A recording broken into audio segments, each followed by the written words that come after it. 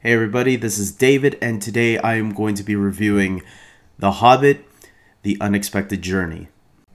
Now, for those of you that don't know, The Hobbit, The Unexpected Journey is the first of a trilogy of a new prequel to The Lord of the Rings.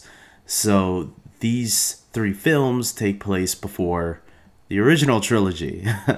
And instead of being about Frodo, the Hobbit that they're centering on is about Bilbo Baggins. So, because it's about him, let's begin with Bilbo. I want to say that Martin Freeman, who plays Bilbo, is a great choice for this role. I remember when I first saw this movie, I wasn't sure who Martin Freeman was, because I came in a little late to the Sherlock game. I actually discovered Sherlock after the first Hobbit movie came out, and a little bit around the time after Star Trek Into Darkness came out, which starred Martin Freeman's co-star Benedict Cumberbatch. And so I am now a huge fan of both of these actors, and I'm ashamed that I didn't know Sherlock ahead of time. And I'll leave a Sherlock review for another time maybe. But for now, let's talk about Martin Freeman. Yes, he is the perfect choice. What I really liked about him is that not only does he bring his own spin to the role of Bilbo, but there's also a little bit of Ian Holmes to the role that he plays. There's a little bit of that old Bilbo Baggins that we knew from the original trilogy. And that's what kind of makes it feel like it's come around, you know. It's the same character, but there's something different. Obviously, you feel that he's a younger take on this character, which is really good for the film. Another great thing I really enjoyed about this movie was the return of Ian McKellen as Gandalf. You know, if you're gonna bring back any character, if you're gonna bring back one character, it has to be Ian McKellen, because as much as I enjoyed, you know, Viggo Mortensen and Orlando Bloom or even Elijah Wood, the one that really led that team was Ian McKellen's character as Gandalf. None of the characters would have been anywhere without Gandalf. And Ian McKellen did such a great job, especially for someone his age, man. Well, I guess in the original trilogy, he was in his early to mid 60s. Now he's in his early to mid 70s. So it's like, can he still pull it off? And he definitely can. The guy is a serious badass in this film, and it makes you realize why Ian McKellen is such a high caliber actor today, still to this day. You know, he can still pull it off, man. He can still make it look like he has the skills, even though it's probably like a stunt double doing most of the action for him. You know, he still has the strength in his voice to make it, you know, to give that commanding presence, and that's what Gandalf really needs. Then we got a whole bunch of new dwarves, and the leader of these dwarves is the king of the dwarves from the mountains, Thorin Oakenshield. And I gotta admit, I feel like he was supposed to be kind of like the Aragorn type character in this movie, except unlike Aragorn, who, you know, you can feel Aragorn cares for people, Thorin is very conflicted with a lot of things. He's very complex, and he can be an asshole sometimes. There are a couple moments where, especially to Bilbo, man, he is a douche to Bilbo at times. And you kind of think, we're supposed to, like, be cool with this guy? But then you hear more about his past as the movie goes on, how his father was killed and how his kingdom was overthrown and all that. And then, okay, he kind of has this reason for being a little grumpy, I guess. But he's an interesting character, and as we go through this trilogy, I don't know about the third one yet, but when we go into the second one, we'll learn more about him that makes him more of a grounded character and makes him even more interesting, I think. So Thorin, yeah, he's a really cool character. Personally, when I think of all the dwarves, Thorin and Balin are the two that come to my head the most, and they're the two that I remember the most. There are some other dwarves, and the dwarves do have a lot of memorable moments in the Hobbit movies, but I feel, at least in the first one, none of them really stand out as like individuals. As a collective, yeah, you can remember a lot of great moments with them. But then when you try remembering who was that dwarf that was doing that, you don't really get that impression right away, or at least I didn't. And I felt, yeah, out of all the dwarves, Balin and Thorin were the two most memorable. But that's just me.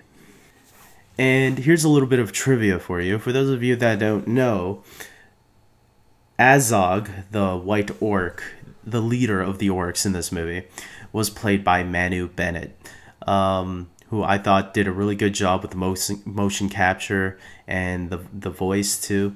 For those of you that don't know, Manu Bennett is the actor that played Crixus in Spartacus, and he also played recently in season 2 and season 1 Slade Wilson, aka Deathstroke in Arrow. So for me anyways, it was pretty surprising finding that out. I thought it was a pretty cool thing. Some other fun treats about the movie, I really enjoyed the cameos throughout this film. From Elijah Wood in the beginning and Ian Holmes. I really thought, they brought, right when you see Elijah Wood, especially in the beginning, it brings that familiarity back, that what you loved about the original trilogy. And I felt this was really bringing it back home. But the great thing about the movie is you don't really have to start with the original trilogy to understand what's going on, because this is the beginning. And the way they set it up, especially with those two cameos, is that it starts with Bilbo writing the book about the Hobbit, telling this journey that he had once. And the great thing is, right when you start the Fellowship of the Ring, the first Lord of the Rings movie, it starts with Bilbo finishing the book. So I have a feeling it depends on how the last Hobbit movie will end, but it looks like it won't show any more of the old Bilbo. That's only in the first Hobbit movie, because they wanted to make it feel like, okay, this entire trilogy of The Hobbit is Bilbo writing this journey. And then right when you watch The Fellowship of the Ring, the first Lord of the Rings movie, it's going to end with him finishing off that book. That way, an all-new journey is beginning.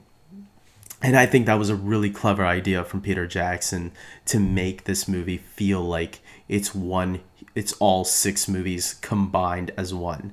And, there's a lot of other great cameos, such as, Christopher Lee, who played Saruman, is back in this movie. Cate Blanchett, Hugo Weaving, and, of course, one of the best cameos of all, Andy Serkis returns as Gollum. But I'll get a little bit more to that later. I want to get into another topic right now. The Goblin King. The Goblin King... This guy... this is how I'm going... I didn't mind the goblins. I thought they were, okay, this is cool, what was going on. But the Goblin King looks so disgusting. He looked like a giant testicle with rash all over him. I'm gonna leave it at that, okay? Another character I really didn't like. I didn't mind the goblins, it was just the way they looked. But the character that I really didn't like in this movie was Radagast the Brown. He was the wizard with the bird poop on his head. I didn't like the way the character was. I didn't like the way the character acted. I thought he was a little bit too crazy. Even though there was a part where it seemed like he switched into like a badass all of a sudden with the rabbits and leading the wolves away, and then all of a sudden he disappeared. But other than that, yeah, you know what? they could have cut that character out. I wouldn't have cared because, like, to me, he was a waste of space. That's just me, though. I'm sure there's a lot of people that like bird poop, man. But yeah, he has bird poop in his head, and that's a distraction for me. Now we get back to the whole Gollum thing. Andy Serkis is in this movie, and I loved it. It's probably one of my favorite scenes in the entire film, seeing Andy Serkis back as Gollum. What can I say, man? The guy, he has mastered this art of motion capture, and when you see the special effects and everything combined, you remember why Gollum is such a great character. And to me, in this movie, Gollum is really freaky. He is scary. There's a moment where you think, is he going to kill Bilbo? And it's one of my all-time favorite scenes because Martin Freeman is great in this scene too. And it's just the two of them confronting, going back and forth at one another. It's such a great, well-done scene. It's so well written and a lot of fun seeing them like having this like little quiz going on back and forth, like guessing games. And it's really cool, man. And again, people have to remember that this is Andy Serkis's performance. And if that's his performance, wow, man, what an outstanding job.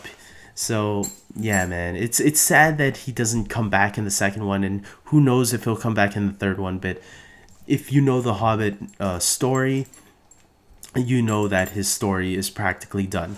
But the way, I don't know, the way Peter Jackson is adding things in, will he be done, or will we see, maybe one more cameo of Gollum? Who knows? We'll have to wait and see for the final Hobbit film, I guess. The thing that I really love, as I mentioned earlier, when you go back and watch The Fellowship of the Ring, but the thing that this movie, how this trilogy is going to affect it, is that when you go back and watch Fellowship, there are a lot of references in that film already to The Hobbit. And it was amazing to me because as someone who never read the books, I never understood those references when I first watched The Fellowship of the Ring. I still enjoyed Fellowship of the Ring. I loved it.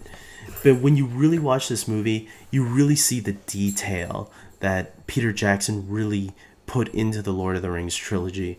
And The Fellowship of the Ring, especially for me, because he made sure to, even though, at the time, The Hobbit wasn't a movie yet and wasn't even being considered a movie right away, he did put, like, little Easter eggs that the fans would get. That, like, in one scene, they went to Balin's tomb. And another scene, they were in the woods and they found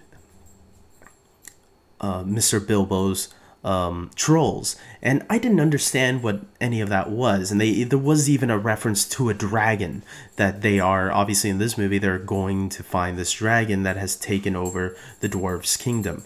And when you go back and watch Fellowship and you see someone who doesn't know the books and discovers this later, it's like, wow, this is like an all-new movie to me because now I understand all these references. And it just shows the care and dedication that Peter Jackson did. And it was such a great movie, man. That's why I really enjoyed it. So, my final rating. What am I going to give this movie? I am going to give The Hobbit, The Unexpected Journey, an 8 out of 10. I really enjoyed it.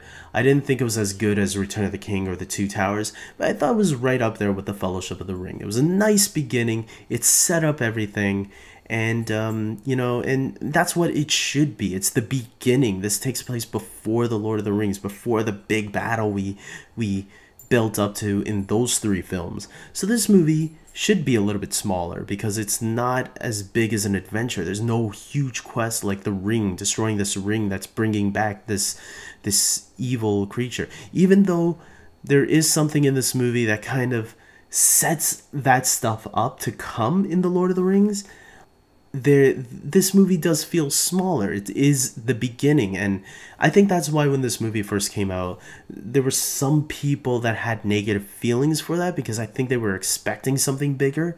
But you can't have something bigger if this is supposed to start setting things up for things to come.